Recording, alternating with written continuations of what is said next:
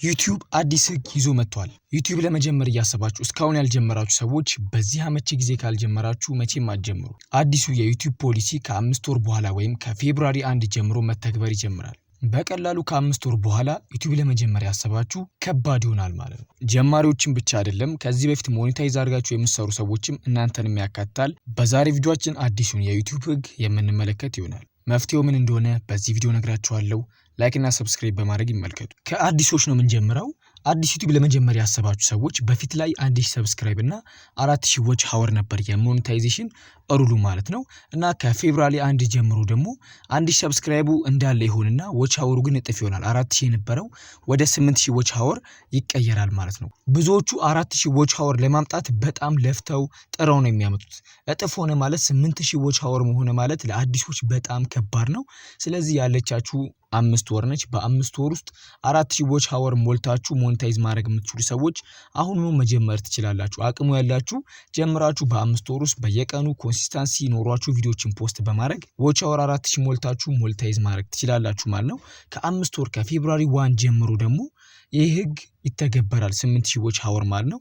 አዲስ ሆናችሁም አልሆናችሁም 8000 ዎች ሀወር ካላመጣችሁ ሞኔታይዝ መሆን አትችሉም። እስከዛ ድረስ ግን ሞኔታይዝ መሆን ትችላላችሁ እስከ ፌብሩዋሪ 1 ድረስ።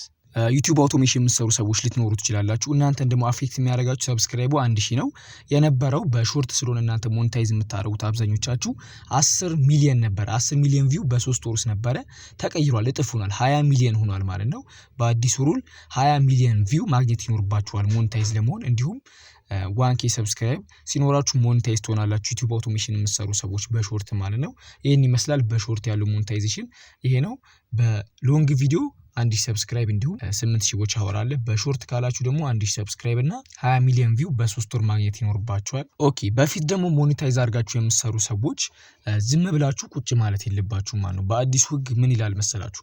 በ365 ቀን ወይም በአንድ አመት ውስጥ 1000 ዎች ሀወር ሊኖራችሁ ይገባል ማለት ነው። በሎንግ ቪዲዮ 1000 ዎች ሀወር ሊኖራችሁ ይገባል። እንዲሁም 2 ሎንግ ቪዲዮዎችን በዚህ አመት ውስጥ ፖስት ማድረግ አለባችሁ ማለት ነው። ካለበለዚያ ሞኔታይዜሽን ሊነሳባችሁ ይችላል። ሾርት ፎርም ለምትሰሩ ሰዎች ደግሞ በ3 ወር ውስጥ 1 ሚሊዮን ቪው ሊኖራችሁ ይገባል። ሞኔታይዝ ሆናችሁ ዝም ብላችሁ ፖስት የማታደርጉ ሰዎች ማለት ነው ከሞኔታይዝ ሊያነሳችሁ ስለሚችሉ መጠንቀቅ ይኖርባችኋል። አዲሱ ደግሞ ሌላው የሚተገበረው ነገር ደግሞ ሾርት ፎርም ኮንተንት ላይ ለምትሰሩ ሰዎች ነው። በፊት ላይ በኖርማል በእያንዳንዱ ቪዲዮ ይከፍላችሁ ነበር። አሁን ግን አዲስ ህግ አለ በሾርቱም ማለት ነው። በ3 ወር ውስጥ 10 ሚሊዮን ቪው ሊኖራችሁ ይገባል ተከፋይ ለመሆን። ከ10 ሚሊዮን ቪው በታች ካገኛችሁ በምትሰሩት ዩኤስዲቲ ተከፋይ አትሆኑ ማለት ነው። አካውንታችሁ ላይ ብራችሁን ይጽፍላችኋል። ነገር ግን ዊዝድሮ ማድረግ የምትችሉት 10 ሚሊዮን ቪው ከሞላ ብቻ ነው።